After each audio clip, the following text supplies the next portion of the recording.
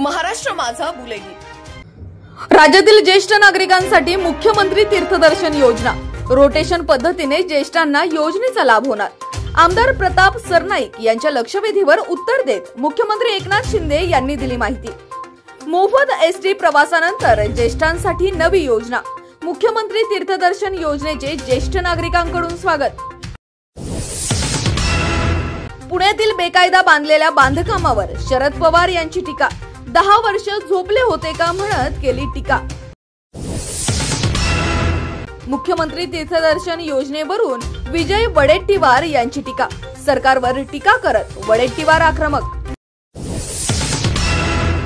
सभागृहातील मंत्र्यांच्या गैरहजेरीवरून आमदार अनिल परब आक्रमक। उत्तरे देण्यासाठी सभागृहात मंत्रीच हजर नसल्याचे सभागृहात चित्र।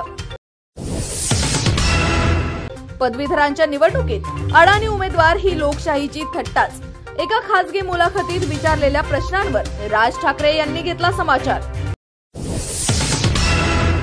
आणि नाशकात मुंबई नाका परिसरातील ठाकरे गटाच्या नेत्याच्या कार्यालयाजवळ पोलीस बंदोबस्त।